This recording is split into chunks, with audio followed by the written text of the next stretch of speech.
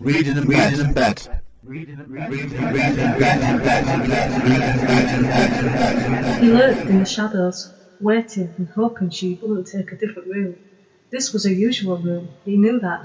He knew her. Ghost of Me, the new book by Amanda Steele, can be found at Amazon, Kobo, Waterstones, and many, many other places. Reading in bed.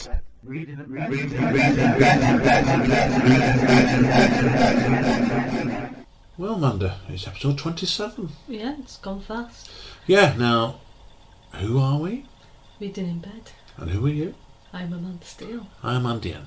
Now, anybody that doesn't know us, we better do an introduction here, Sam, because this podcast has gone onto other networks, and plenty of them, since the last time we spoke. What is this podcast, Amanda? We review books that we've been reading, not always in bed, but reading on the sofa doesn't really have the same ring to it. Well, in my case, reading on the train or on the bus now. But it's right. The podcast itself started just over 2.5 years ago now, or 2 1/3 years ago, wasn't it? Because this actually is episode 27. Yeah, so we've been going 27 months. Yeah. Now, originally, Amanda, just so people know, you tell them the history about this podcast. I used to do Amanda's reading recommendations, which was me just sat in front of a microphone for 10 to 15 minutes talking to myself about books, which was a little bit weird. So what happened? So I stopped, and then I teamed up with you. Yeah, your partner, of course. Now, if anyone's wondering, obviously, I, in that stage, was already doing a podcast series called Spoken Label, which is when I do my author and artist chat podcast, and that is still ongoing. And that itself is... How many episodes have I done on that, man, then? A lot. Well over 150. Now, obviously, we've been a book reading podcast. It's impossible to do, say, what we're going to do now in a weekly basis. I couldn't do it. Could you do it? Only if I get paid full time to read books. Yes. Waterstones or W.H. Smith, are you listening? We do accept product placement. So don't we, Amanda? Yeah.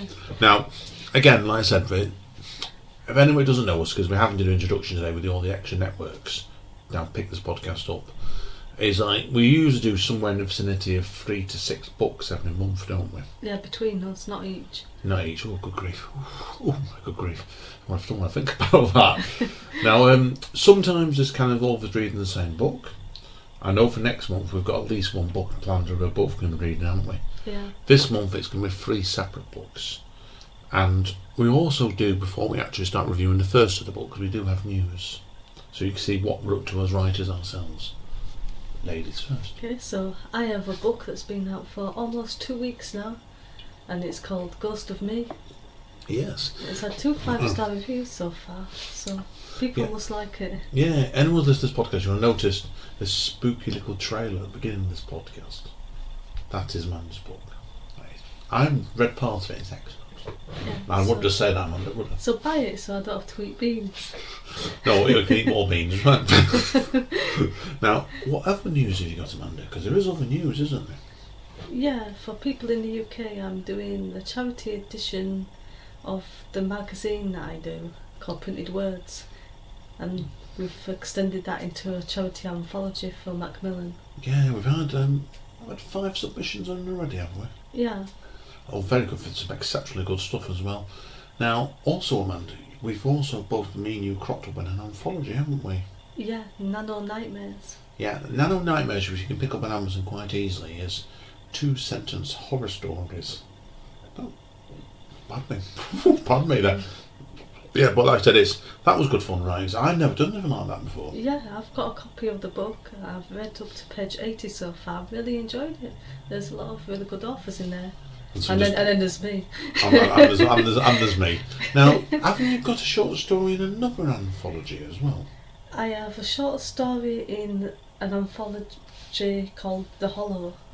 That's the March version, because apparently I think they do it every month or quite regularly, if not every month. Oh, so it's like an anthology book sort of thing, is it? Really? Yeah. Oh, right. They do a magazine as well. They do quite a lot of work and publish a lot of stuff. A bit like you, really, isn't it? Your printed words chain. Now, obviously, we mentioned about printed words before now. Issue 5, is it? Came out fairly recently. Printed I words. think it's a 5. I'm working towards 6. But So when's the closing day? That was not When- me slapping Andy, that was Andy slapping Yeah. himself. We don't want people thinking we have domestic violence in this podcast. But when's issue 6 due to open then? Tomorrow, which is the 15th, Oh, really? Oh, I didn't know that. and it closes again on the 10th of May, sorry. You're not going to slap yourself now. Yeah, it goes back in time with the time machine. Right, so lastly on the news, before we carry on, of course, I've just bought up my 4th full-length poetry collection, haven't I, as well, Amanda? Because you did the cover for me, help me out with that. Yeah, what rubbish cover that was. Oh, that is excellent. That book is called The Streets Were All We Could See Now. Keep it short and sweet with that book, because that's microfiction poetry. It's very, very short stuff. The longest, I think, is 8 lines, and there's about 50 of them. So it made sense, because I did a full-length book about 18 months ago called The Birth of Autumn, and I've got a 4th book or 5th book on the way, and seasonal stuff called In the Mist of Winter, and that'll be out end of the year, I reckon, so it's nearly done. So, but I wanted to bring this little book out first because it deserved it, I thought, really. So you'll find it on all the usual places like Amazon. So right, on to book news. Yeah. Dun, dun, dun. Right, we said I'm going first this time, aren't I? Yeah, it's an unofficial men versus women today. Yeah, it's a funny one, this, because we're doing 6 books of this today. And I don't know how this has happened, actually, but I've only just realised it. Well, and you've just realised, haven't you? Yeah. All the writers I'm reading and reviewing are all male-led books, even though not all the characters in the book are leads are male. My books, there's not. But I've got 3 books to review, all by male writers. And what have you got, Amanda?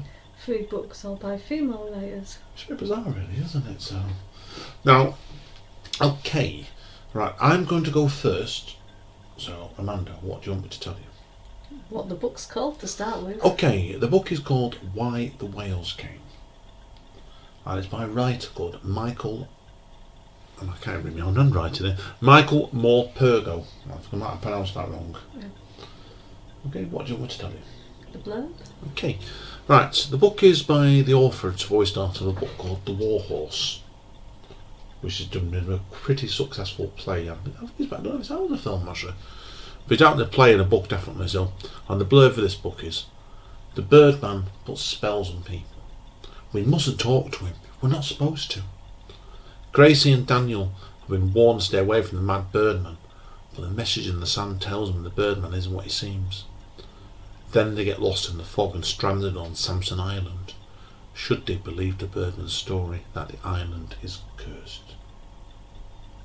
Oh, so what genre is this then? This one caught me out, this, actually, because it's a very atmospheric book. Sampson Island actually exists. It's a real life place. Yeah. It's a tiny island just off Cornwall. Okay. I didn't know that until I checked afterwards in the book, and it's a children's fiction book. Yeah. Pretty daunting. When you're reading it, it crosses over. Really well told. What do you want to say about it? What are the strengths first? Okay, it's curious because the 2 narratives are children, very, very young children. You get that sort of stage where you think, oh, they're going to have children like you, a bit of romantic attraction. There wasn't that way, they're just friends. Yeah. But what I didn't realise was because I picked the book up in a charity shop. I didn't realise until 30, 40 pages into the book, let alone it's a children's book, because in an adult section. And it was actually set in the First World War, 1915 territory. Oh. And it's because the First World War is echoing in the background of all of this book. Yeah. And it's about page 40, I think it was, I realised the world was crashing into the First World War, but not in a direct way, you get what I mean? Because it's funny because the book itself has got a lot of mystery and suspense in it and echoes of history in the First World War, but it's not condescending. You know, if you ever read children's books sometimes where they can be like, do you get what I mean? Reading young children's books is I've read reviews on it, and there are tons of kids before they got puberty loving this book. That's. Yeah. But what do you find when you get that sort of thing? It's like they're aimed at children's market, aren't they?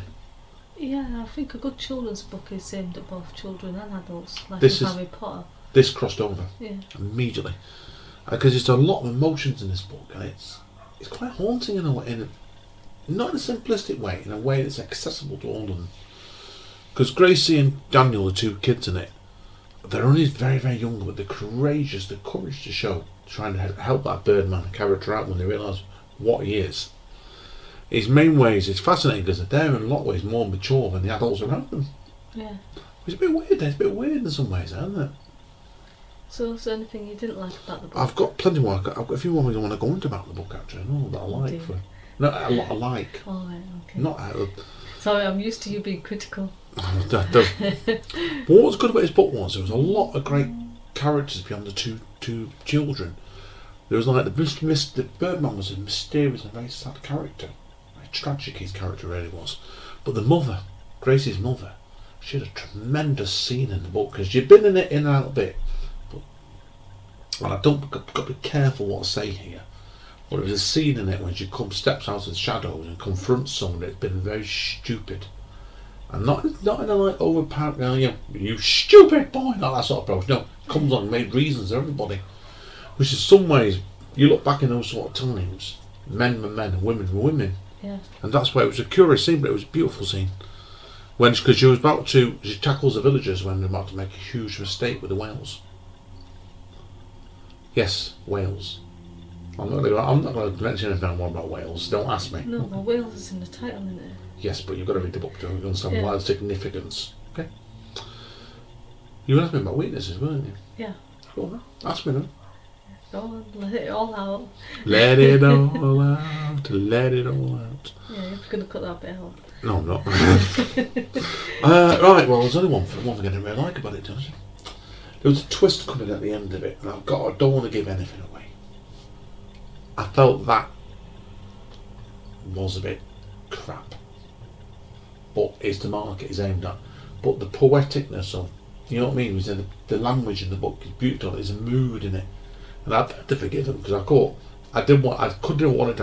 to have a happy ending. It had a happy ending. Yeah. Which I can live with. So, and that's all I've got to say. So how much are you giving it out of 10? What do you reckon? 2. Serious? No, I think probably 7 or 8. 10. Wow. One of the best books I've read this year. That will be for certain. And it's a children's book. It's only 108 pages. And what's good about it is when you get a book like that, less is more, isn't it? Yeah. Sometimes you find. I want your opinion on this. Have you ever read books sometimes where quite short books and they made more an impact on you than massive 500-page novels? Yeah. This is that case, and you can pick it up pretty cheap. I recommend it, and I believe there's a film version knocking around it. It's from 1999. That is really faithful to the book. I might check that out just to have a look at it. So. Yeah. Right, well, that's the end of part 1, guys. Now, anybody that listens to us regularly will know what we do is we take quick breaks. That way you can have a pause and stop the podcast for a few seconds if you want to. For example, if you do it on iTunes, and I listen to iTunes, have you ever used iTunes, Amanda? Rarely, but I have used it. iTunes is great. You can pause the recording and go straight back into it then. Yeah. That's what this is good for. So, but then, of course, do follow on all the networks, right? So, and to send books to us. You true? Yeah, I like books. We like books. We never have enough to read. So, but anyway, guys, bear with us. We've got a few more to go yet. So, wave bye at the camera, Amanda. Bye. Bye. Reading in bed. Hi, guys. Hello, everyone. Yeah, back for part 2 now. Now, let's afford to you. We've got a few books to cover today, so we're going to try and keep this. Can we do this brief? Yeah, this is a book. It's good. We'll buy it at the end. Yeah, you probably would do that. Now, as I said before to you, we're taking it turns now. Part 2 is Amanda's first book. So, Amanda, do you want to tell everybody what the book's called? It's called She's Fierce, and it's edited by Ann Sampson. Yeah, now, this is... Sorry, what is it? Short stories, is it? Or poetry? Poems. Poems. Now, how did you find this book? Somebody likes to drag me to Waterstones all the time, and then he picks up all the books and goes, oh no, there's no books in here, even though we're surrounded by books. But yeah, I keep finding books, and then I go away and find them somewhere cheaper. I used to get them in charity shops normally, don't I? So, I go in Waterstones and I look at them and think, I ain't paying that. But, so what did you do? Did you get this one off Amazon then, did you? Or was it a Kindle? I bought it on Amazon. And somebody sitting not too far away from me got me an Amazon gift card for Valentine's Day. Oh, was it one of them? I Was hope it it? was you. Oh, was it one of them? I didn't know about that. Right. That's quite a good story behind that, guys, actually, because this year, don't make me tell people it's doing so. For Valentine's Day, I was debating about getting man some alcohol, but I knew she had some alcohol in. So when I got your gift card in from Amazon and you went, and how quickly did you get the 3 books you got from Amazon? In the same day, I think. You're pretty quick. It sat there in front of me. After we came back from the meal on Valentine's Day. Yeah. And I know you got the 3 books the same night, certainly. So, well, anyway, so okay, is there a blurb at the back of this book? Seriously. Yeah. Go on. Then. She is fierce. Brave, bold and beautiful poems by women is a powerful collection of 150 poems written by women, from classic much-loved poets to bold modern voices, collected by Ann Sampson. This collection celebrates the centenary of women's suffrage at a time when we are still having important conversations about women's right to be treated as equals. It speaks of universal experiences and emotions. The anthology is divided up into following sections: roots and growing up, friendship, love, nature, freedom, mindfulness and joy, fashion, society and body image, protest, courage and resistance, and finally endings. Great stuff. Okay. It's quite a thick book, this one, wasn't it? As intro. For a poetry collection it was over 200 pages.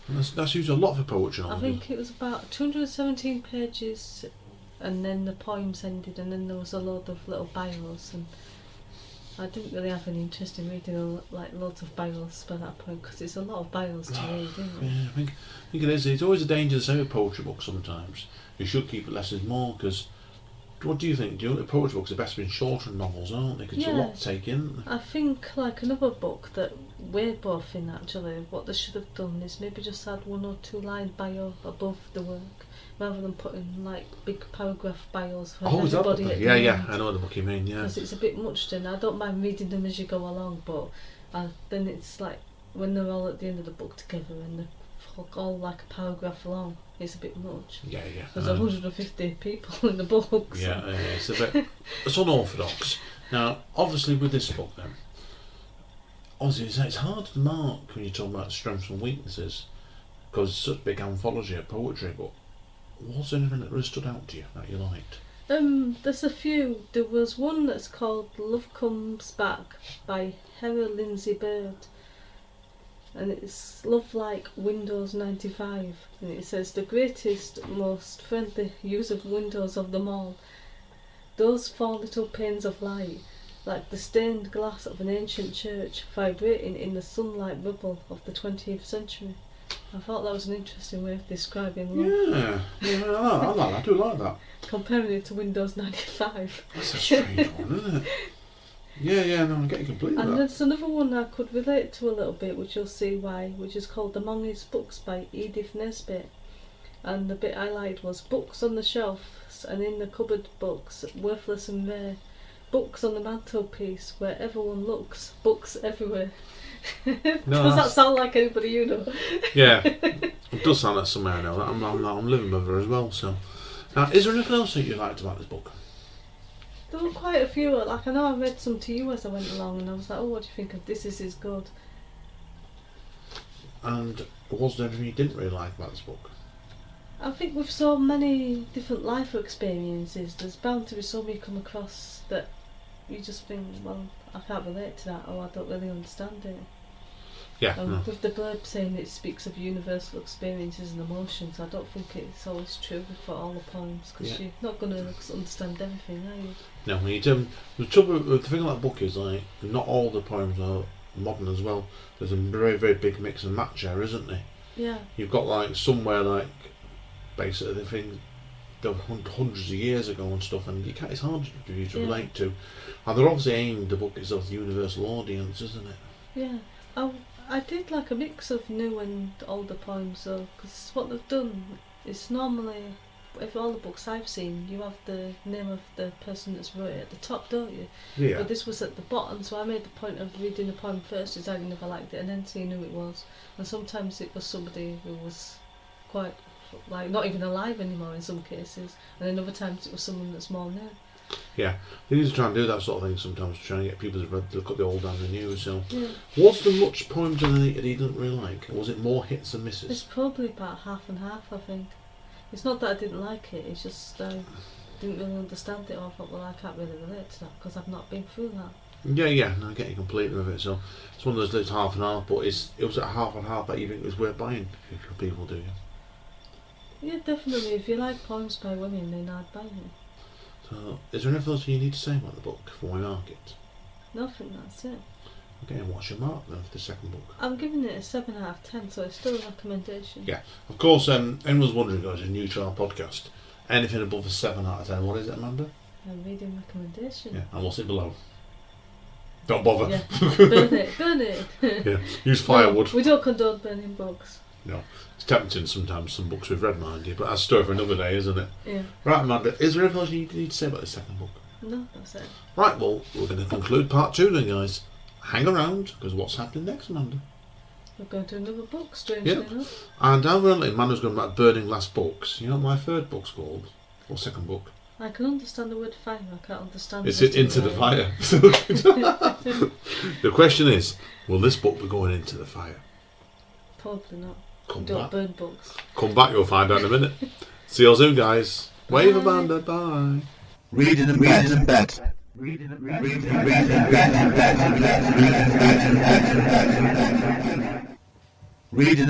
bed.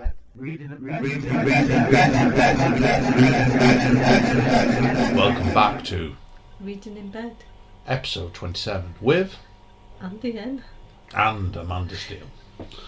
My second book of the month is Anyone Who Knows Me.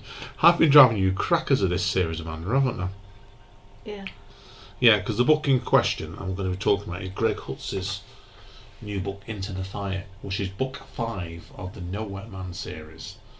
And how many others of these books of this series have I done, Amanda? All of them.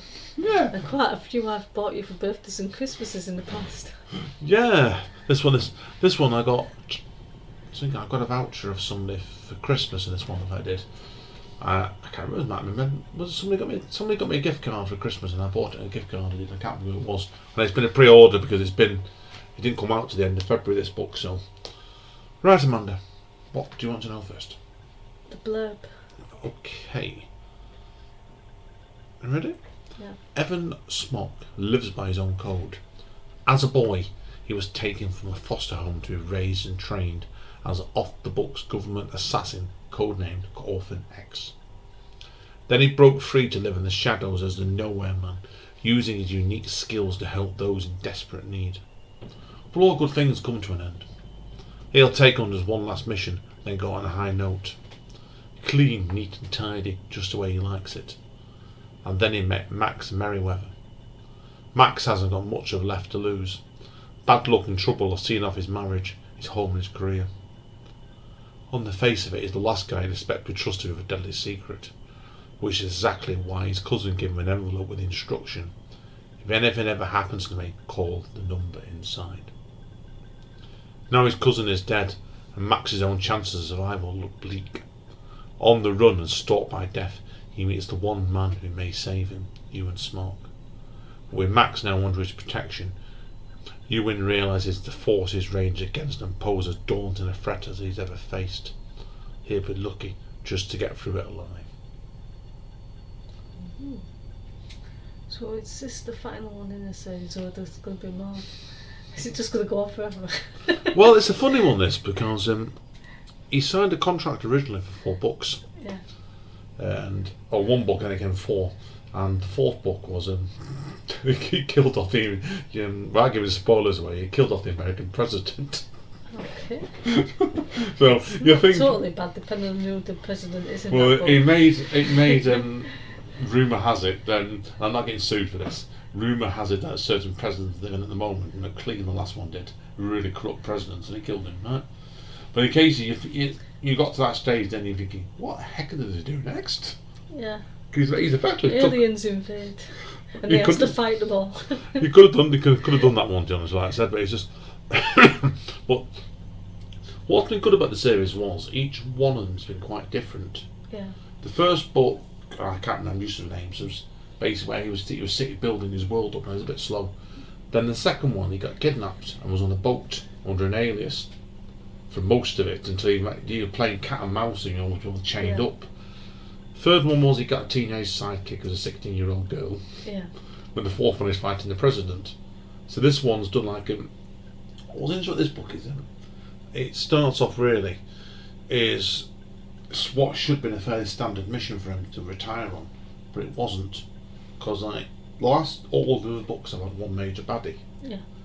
This one is he gets rid of the baddie, then he realises, oh fuck, there's somebody above him, and it's like a pyramid. It gets like everything just comes crashing down. Yeah. So right, he takes that, but I should say he has to go at several layers of villains, each more dangerous than the last. So and that's why it gets really complicated, and he So does this feel like it's far-fetched, or can you imagine this no, really wait, happening? it's ridiculously far-fetched. It's like ridiculously far-fetched, right? No, but it's I think it's one of those books where you've got to just accept it for what it is and enjoy the characters, basically. Yeah. He's got I can imagine my dad watching a movie of it and swearing and going, "Oh, it's effing ridiculous, lass." Well, there's a TV series on the way on Amazon apparently. Oh God. We're doing a series, like, I don't know how many episodes per book. That's why. But it's completely over the top, like I said, and it's there's a part in the book where he goes to jail for 50 pages to take out a baddie. Then after he gets rid of him and causes riots in the prison, they just let him out. I'm thinking, what? But it was he had his teenage sidekick named Joey again, the 16-year-old girl's a computer hacker, and she's brilliant because what she does is she gives a load of sarcasm, so as gives the humour. Yeah. And you'll love the bit in it where at the beginning of the book he ends up taking out some organised dog fighting ring, and he has to kill a load of dogs. Aww. But yeah, they were drugged up their eyeballs. You had to kill him, and they wanted to kill him, had no choice. But he rescued one of them, took it back to the vet, and got it saved. And that Joey ends up taking care of the dog, and she don't want it. And he says to her, "What are you going to call it?" And she said, "I don't know, dog." That's a running gag. The dog's walking around crapping all around the bloody house of the others of the book. But those bits of humour really add to add a bit, break the tension of the relentless action. That's why. So because I said it broke it up because there's so much. Some of the other books have been like it's been building to the crux point. This one is you keep pulling the rug out from underneath your feet, and it's unpredictable. But it goes on for a while. So how long is a book? 470 pages. Oh, so it's fairly long. It's not the longest book you've ever read, though. No, it wasn't. It wasn't. To be honest with you, it was one where it was more like not a narrative building at a certain point. There was lots of little novellas. It was. Yeah. Getting rid of one problem, then move one. It's like like Medusa. Yeah. Chop one snake off, another two grow. That's what kept happening. And that's what it was. I enjoyed it, but it was just a case of it got a bit over the top in places. So. Okay, so anything bad about it apart from over the top? I said that it was a funny one because I said when he went into jail, he ended up in a prison full of men, basically, and he ended up he got concussed at the beginning of the book, and he stood running around shooting people. So like it was, but even though you had those two situations, a few were quite dangerous situations, he didn't get the real feeling he was under threat. And I found it was more than this book, it was more the mystery.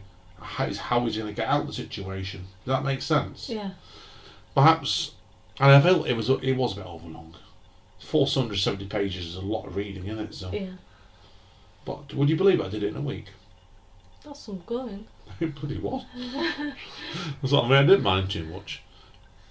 But I think the weakness in the book was, the little thing, was there was a number of characters that came back into the book from previous books. And cameos, sidekicks and stuff, helpers he had. And there wasn't a lot of character development in them. You had to use them as gags sometimes, you did a bit. Yeah. But I would like to see more character development on it, but like I said, I enjoyed it. Yeah. But if it's not going to be a sixth book of the way they finished it, you're listening, Greg, I'm going to hunt you down and kill you. Right, He's not really going to do that, just for the record. Just for the record, no. Just if anything does happen, and Yeah. we don't want like No, again I'll just moan, right? But it left it at the cliffhanger basically, where he finishes his last mission of his retiring, and something comes up, something personal. Yeah. Okay. Okay. We're saying nothing else. What do you reckon I marked it? It's got to be at least an 8. I know you love these books. They're good fun. They're ridiculous. They are ridiculous, but it's a guilty pleasure, really. It's good. They were good fun, so I give it 9. Okay. Yeah. I did enjoy it. It's not like Why the Whales Come, where that was a movie book that stuck in my brain. This was just over the top action, and if you're into that sort of thing, he's really good in it, the character, and it helps it. He's got this Joey, his sidekick's brilliant. And that's why the humour works really well in it in places. So 9 out of 10. So Amanda. Yeah, so definitely a recommendation. Yeah, and I would notice it. People necessarily are new to reading in bed won't necessarily notice it. I'm not always that positive, am I? No, it's strangely positive today. It might change. Yeah. So, right, Amanda, end of part 3. Should we wave? Yeah, I'm waving. See you in a minute. See you in a minute, guys. Bye. Reading in bed.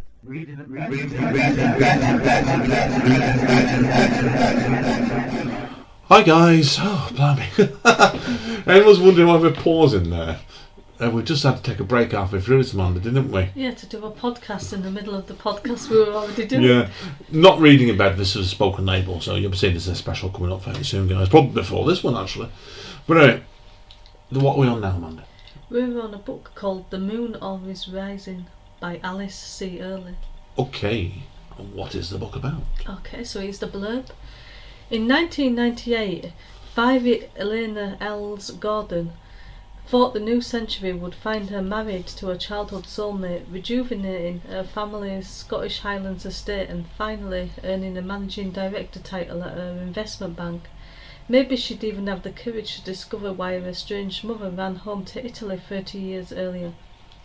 But when 2000 dawns, Els is mourning her fiancé and her father, and she's unemployed, broke, and sharing an antique plantation house on the Caribbean island of Nevis with the ghost, or Jumbie, of Jack Griggs, the former owner.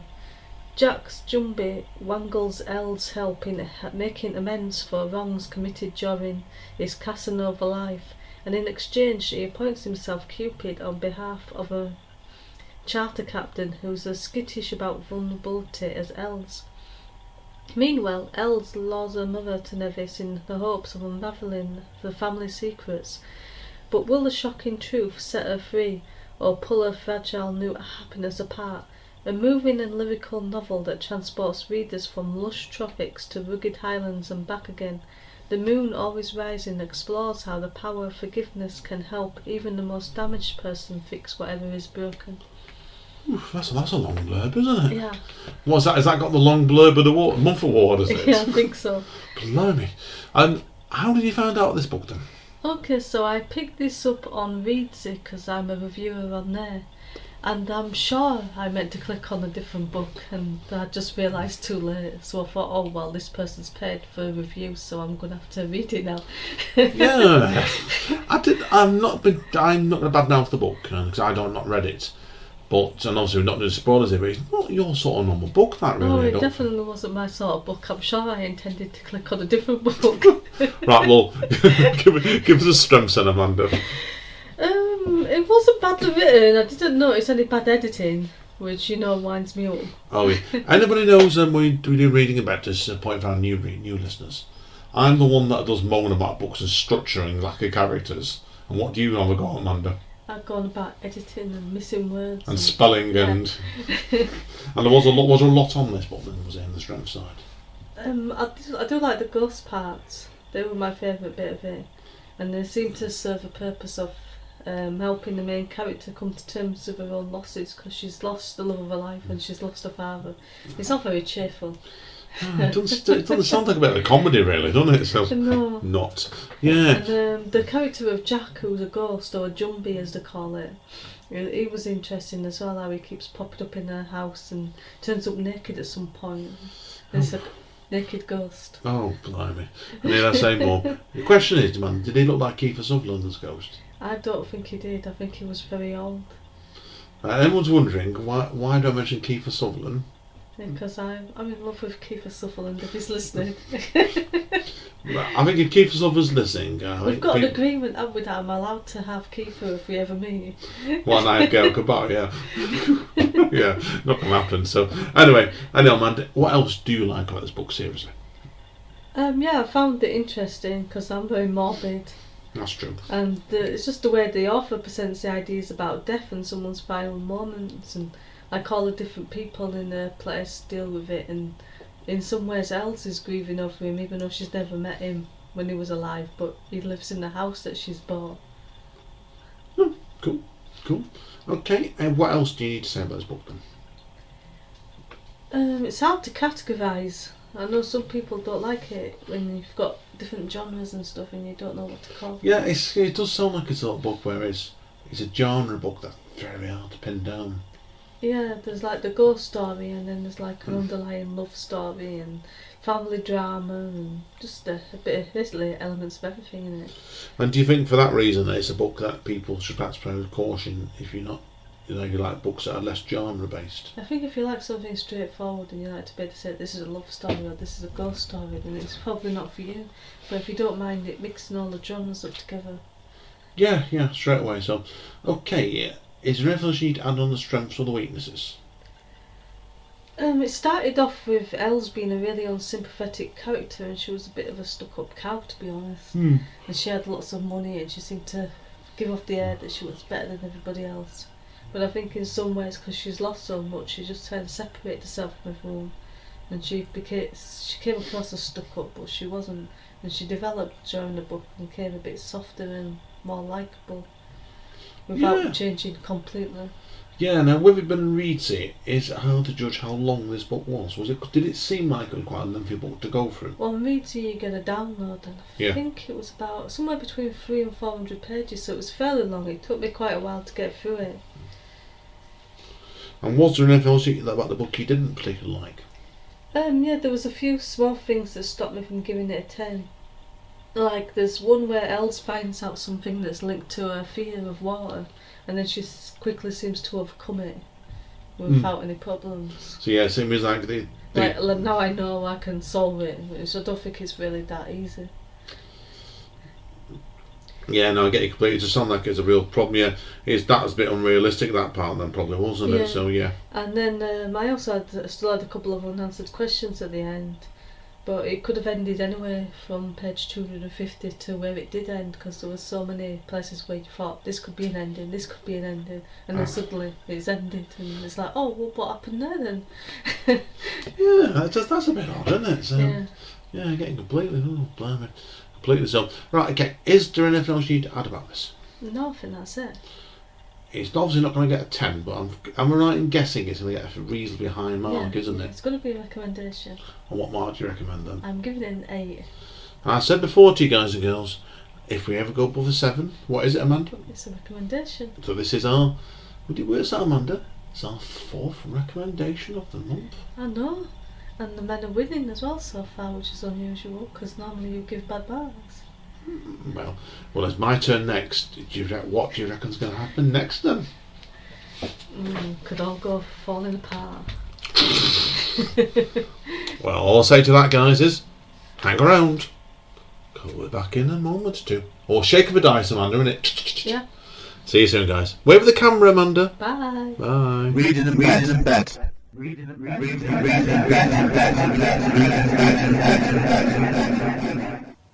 Reading in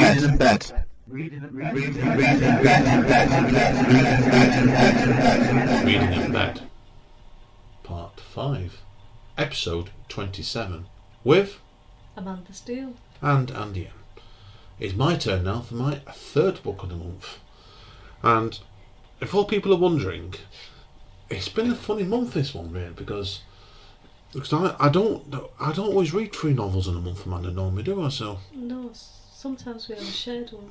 Yeah, and this has been a month where I read the first book from When the Whales Come. I read that in about a week, and I read the second book in about a week, and this one about a week a little bit, basically. So basically it was just the way it goes, because then, as you'll soon find out, Okay, Amanda. Okay, so what's the book called? It's by a gentleman called Aaron Hodges, and it's called, have I got this right, Amanda? The Genome Project. Have I got I that think right? it's Genome. Genome. So I'm not quite sure on the pronunciation there, but you'll see it on the write-up one anyway. So, and what next, Amanda? Okay, so start with the blurb. Runaway teenager Liz wants nothing more than an ordinary life, but when she's abducted off the streets, Liz learns her government has other plans. In a future ruled by a ruthless dictator, there's no place for the weak, and she's spirited away into a facility deep in the Californian mountains. There, Liz awakes in an iron cage, and she's not alone. Beside her, 18-year-old Chris stands wrongfully accused of treason. The two are now volunteers in the Genome Project, an experimental program to enhance the human race. Stripped to their rights, they will soon learn the true depths of human cruelty. The two must work together to survive, but even then their chances are slim. Of course, only the lucky get to die. That's a good blurb. Yeah, that's what I picked it up. Nothing to hide on this. I picked it up on I got one on Facebook group called Free Kindle Books of the UK, and I came on one of them. Yeah. And I thought, yeah, give it a go. What do you want to know, Amanda? Start with the string. Okay, as I said before to you, the book follows two teenagers. One dragged from his home with his mother, the other a girl caught after surviving alone on the streets for years, as they are both accused of treason for the actions of their parents. As I said before to you, they're taken to a secret facility where they are forced to do the unthinkable to survive. An experiment carried out on them by the doctors with all kinds of cruelty in mind. The world, as it is no more. It's set in, I think it's the slight future. But monsters are tearing up people and coming into the remaining cities, and they're called Chead, Chead. Okay. And these monsters are too strong for many humans to survive. Okay. Yeah. Okay, the book itself then is you get the insight into the training experiments being carried out on these kids and their cellmates, but the pressure for the results on the project make one doctor on a power with viciousness to accelerate the experiments and have the final part put into action. Now, it's the first in 3 parts, this book. So that's like a trilogy. Right. So you can see what's going to happen in the first book, can't you? Yeah. The first one's where you set the scene, and at the end of the book, that's where things start to develop more in the second and third books, I think. I felt the two main characters were fairly fleshed out, and the rebirth, which I'm going to say nothing about at the end, is pretty good actually. It does set things up well for the rest of the series, that's for sure. So would you read the second and third? I might do. I don't think they were that expensive in the downloads. I might do it. It's teen fiction, this is. Yeah. It's not aimed at, like the first book was directed at children. This is tacking into the Hunger Games market. Right. Immediately. I couldn't see where the Stranger Things comparison thing came from. No, who's compared it to that? Is it a reviewer or is it the author? It's the author, I think. Yeah, it's not really good when the author does that. No, you can see Hunger Games, can't you, straight away? Yeah. Because it gets where the teenagers at the end of the book, they're in panic and they fly off. Notice the words fly off. That's all I'm going to say. But there's no anyone in Stranger Things fans, you're not going to see it in this one. So. Okay. So any weaknesses? A few things to bear in mind in this actually. I felt the main two characters were fleshed out pretty well. The writer did a pretty good job on them. And it's a fairly young writer, this one as well, actually. Because the writer was born in 1989. Right, so that's 10 years younger than me. Yeah, and he's done about 12 books already. This is something like the third or fourth series. Yeah, so he's busy then. Yeah, I felt that. I felt the backing cast in this book, particularly with some of the characters at Reborn, was very cliché-ish. Does that make sense? Yeah. They didn't really take chances. Like there's a tick box and it's like, yeah, done that tick, Yeah, done that tick. it got that with the backing cast of some of the other people at Reborn. And I felt they should have used imagination a bit more on it, and they should have perhaps thought about this a bit more and stopped trying to ape the Hunger Games, which it clearly was. Yeah. And wrote great characters. It would have worked better. There was a cliffhanger at the end of the book that made me swore. Made me swear. it could have just pulled, just stopped, and I thought, oh, for fuck's sake, pardon my language. It needed a bit more than that, it did. Yeah. But the thing that was really irritating me with this, and this has cost him marks, was it did the big cut off in it. It's obviously like it was like a free download to try and get you to go and get the second book immediately. Which it's their choice, okay? Yeah. But they then put in 2 or 3 chapters from the second book, and then straight after that they put in an extract from another series he's been writing. So he bunged about 40 pages onto the download. Yeah. That seems to happen a lot when books are on Kindle Unlimited as well, because they get more page reads by adding more content, even though it's not the same book. That's what this was. It irritated me, that didn't I? Thought that was naughty. That was really, really naughty. Book itself, like I said to you, it was edited fairly well, actually, truth be told you. And I didn't notice anything on the spelling side of it. I felt it was just, with the backing cast, they weren't that strong, and it let the book down. Does that make sense? Yeah.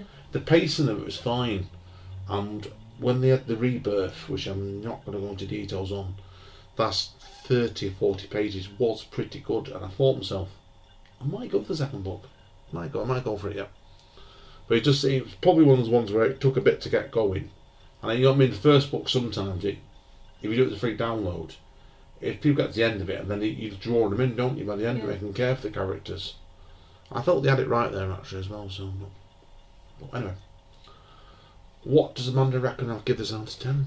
I think it's going to be a recommendation, but only just. It's 7.5. Yeah. It's not. It wasn't a bad book. Just wasn't the best book I've read this month. That's why. Any other month it might have been, because you've had some pretty bad books in other months, haven't you? Oh yeah, well, some of the ones you've asked me to read with you. I usually get emails from a certain place that I'm not going to mention, actually, and it makes it sound good, and I'll say, I've just downloaded this for 99 pence, and you'll go, oh, tell me what it is, and I'll get it, and then I'll regret it, because you're like, oh, you know, this book is not for me. Yeah, the problem then starting those books is you don't like them either, do you? So No. there's been one. Anyone checks the archive and of Reading in Bed, there is a book on there, Amanda. Was it episode 1 or 2? The zombie book. Yeah. Yeah, it was early on, I remember. It was episode 1 or 2, and we'll go back and have a laugh. There was a book there once when we both get absolutely ripped into it. Yeah, but it did work really well as a survival book, just not as a zombie book. No, and everyone was really clever on that. There was another book, Amanda, wasn't there, where you actually declined to name the book. Yeah, it was so bad. Like I said, I couldn't tear somebody's book apart as much as I did if I was going to name them, because it'd be too cruel. And that one, guys, I was always the funniest, because you only read 35 pages on it. I couldn't get any further. It was like there was so much stuff in there. It's like I'd have had to do like a year of podcast to cover it all if I'd read the whole book. But then, back to this book, like I said to you, on other months, it probably would have been the best book of the month for me.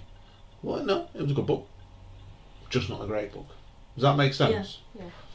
But anyway, guys, that's all on part 5. We're coming back for the final bit in a minute. Yes. Will it be the 6th recommendation of the month? I'll have to wait and see. See you in a minute. Reading in bed.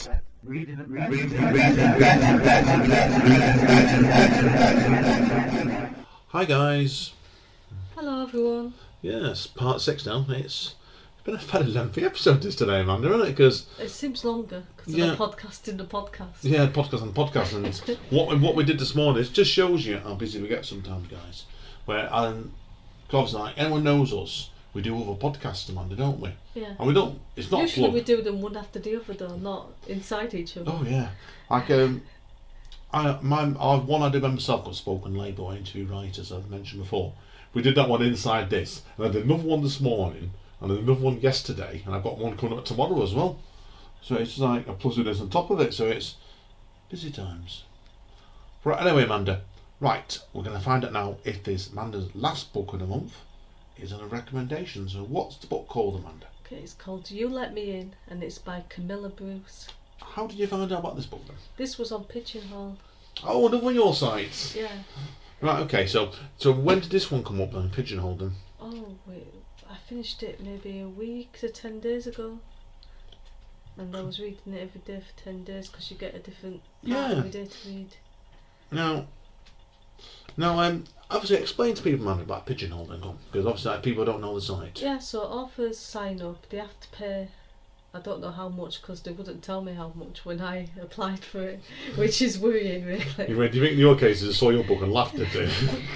They said how much money have you got and we'll decide how much you have to pay, which was a bit worrying. Yeah, it's a bit that, isn't it? Yeah. It's a bit just because what did you tell them, 50 pence? Yeah, then I've heard back strangely enough. Okay, go for it. Okay, so this is the blurb. Cassandra Tipp is dead, or is she? After all, the notorious recluse and eccentric bestseller novelist has always been prone to flights of fancy. Everyone in town remembers the shocking events leading up to Cassie's infamous trial. She may have been acquitted, but the insanity defence only stretches so far. Cassandra Tipp has left behind no body, just a massive fortune and one final manuscript. Then again, there are enough bodies in her past. Her husband, Tommy Tipp, whose mysterious disembowelment has never been solved, and a few years later the shocking murder/suicide of her father and brother. Cassandra Tipp will tell you a story, but it will come with a terrible price.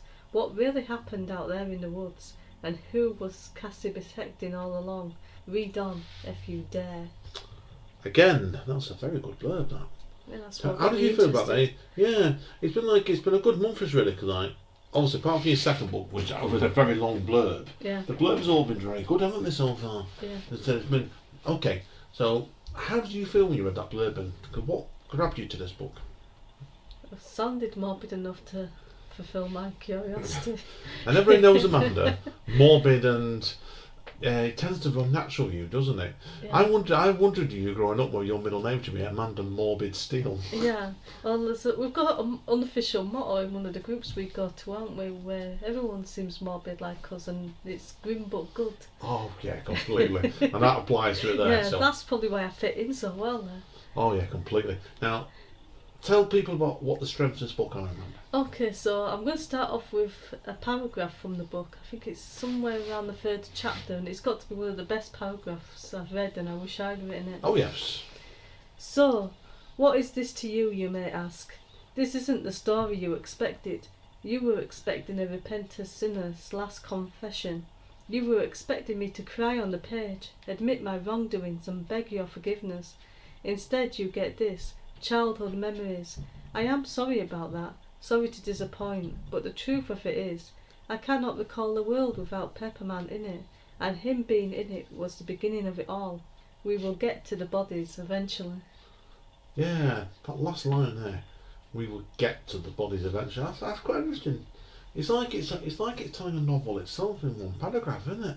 Yeah, it's kind of in the second person, but not, because she's telling the story, but she's telling it to her niece and nephew, who would have found the letter after she's gone, either dead or gone off somewhere, because it's never revealed what's happened to her. Yeah. How long did it take you to? How long was this book serialised over? 10 days. Was Yeah. It? Yeah, that's the tend to do over at that Pigeonhole, don't they? So Yeah, I was wanted really- this one to read that. I was really enjoying it actually. I would have kept on reading it if it hadn't been the end of it and I had to wait till the next day. Yeah.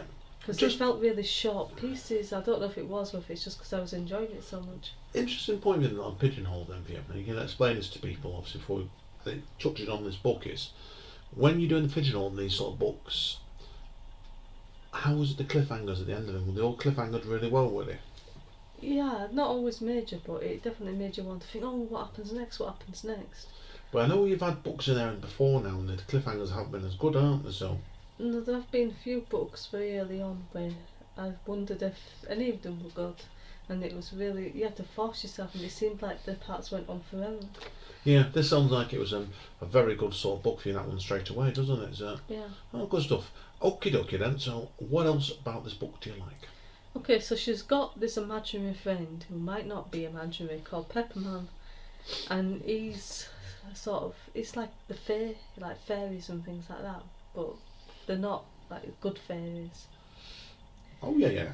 And since she was a child, she's always known him, and he gets her into trouble, and it feels a bit sexual in some ways, like the way he like feeds from her and licks the blood off her neck. And it made me and a lot of people who were reading it wonder if it was like some sort of sexual abuse, or maybe the father was abusing her, and this was all created in her head, to deal with it. Yeah. Oh, good. And he stays with her throughout her life, and there's it's mentioned about the death of her husband, so it's not a spoiler to mention that. She thinks that Pepperman took over Tommy, her husband's body, after he was in the woods doing something with another woman, to put it nicely. And then she remembers pushing him, and he banged his head and was dead.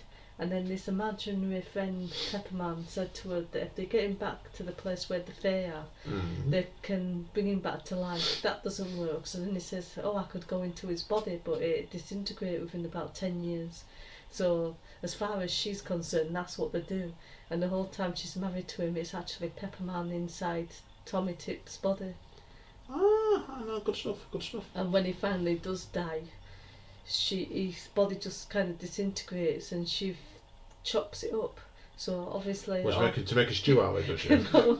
So when she tries to bury it and people find it, the authorities just look on it like she's murdered him now, and she goes, "Oh no, I haven't murdered him now. I murdered him 10 years ago. My imaginary friend's been living in his body all this time."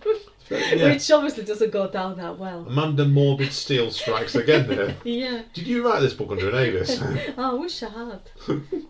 What else I like the way the author thinks. What else have you got to write to say about this book then?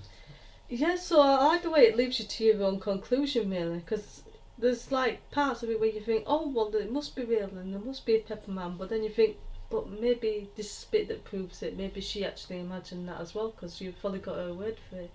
Like there's the bit where the brother says that he's seen him, but you've only got her word for him saying that to her. As far as everyone else is concerned, she might have just made that conversation up in her head, and the brother's never even been to see her and told her that. Okay, you can play this. Yeah. No, it sounds an interesting book, definitely. So, okay, is anything else you want to say about the book? Yeah, I can understand why a lot of people are feeling uncomfortable reading it. Cause is this a weakness you're talking about here now, is it? Yeah, kind of a weakness. Because there's hints to sexual abuse in here. But I think it does happen, obviously, in real life. And I think it's a really clever way, if it is sexual abuse that's happened in the book, I think it's a clever way of portraying it, and the way she creates this whole thing in her head. Mm-hmm. And it's never really revealed whether he was real or whether she imagined him. Yeah, it just sounds interesting, that's for sure. And then there's like a choice at the end if they want their inheritance offer that makes you think, well, is it worth risking it, or shall I just walk away and not take the money? Yeah, that's questions, doesn't it? Certainly so. Okay, is there anything else you need to say about the book then? Nothing, that's it. Okay then, I got the feeling it's going to be a high score on this one, isn't it, again? Yeah. I'm giving it a 9 out of 10. Is that... We've had 110 this month, haven't we? And is this the second or third 9? Because what were the other books you did? Refresh my memory. I did 7 for the poetry book. Was it the poetry? Yeah. Yeah. And I don't know what I did for the other one, but I didn't even give any 9s, I don't think. Yeah, but either way, it's a strong recommendation, isn't it? Certainly. So you can see, guys and girls, particularly on our new viewers now, we've had a positive month here this month, Amanda, haven't we? So, yeah, exceptionally positive for you. I know, don't always go that way. Are you sure you're not Pepperman living inside Andy's body? Oh God. Is this a treat? Yeah. Should I better step out of the shower in a minute, and I recreate Dallas scene, and we can knock it back a month, and we'll go back to non-positive. So, but anyone's wondering, to conclude, we do have books in mind for next month, don't we? Yeah, I'm part of We're Reading through. Yes, what's that book called you're reading, Amanda? I think it's called Before and After, and you'll notice it because it's got a picture of a barb on the front. Yeah, I've read a bit of it, and I can't comment yet. I've got a poetry book, pamphlet, or book on the way, and it's next door to the recording device, actually, by a lady called Fokima McDowell, and it's called A Stolen Hour, and I'm looking forward to reading this. And I'm also going to be reading The Catcher in the Rye by J.D. Salinger. So that's my books for next month. So what have you got us in mind next month, Amanda? I'm going to be reading Nano Nightmares, which we're both in, and obviously I'm not vain enough to start reviewing myself or Andy, but I will be discussing the other authors in it. Yeah, that's quite interesting. The structure of that book is quite interesting, really. Because we can say this now before we go off air. Because that's 2-sentence horror stories. Yeah. How that will transcribe into a full-length collection of them. I found it really good. I'm looking forward to it. I've not started it yet, so I can't comment. But it's... I'm on about page 80, I think, so I've got a little bit more to go. Yeah, it's interesting because it's how does it maintain it over a book? I don't know. We'll discuss that next month. Yeah. Come back, guys. We'll be back. It's today, obviously, is, like I said to you, is middle of March. It's Saturday the 14th, and this will be going live imminently. We're going back about the same point, man, probably, won't we? So. Yeah, I'm on track. I've got books that I'm part of the way through. Well, I'll be starting shortly, so. See you all soon, guys. Bye. Bye. Reading in bed. Reading in bed.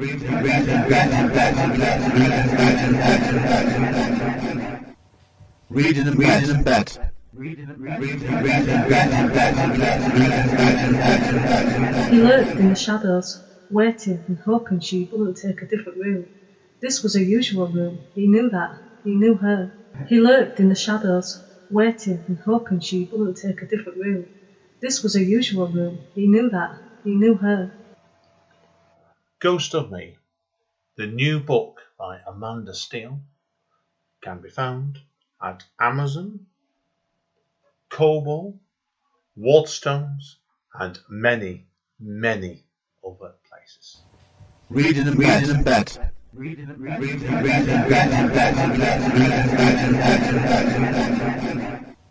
Reading in bed.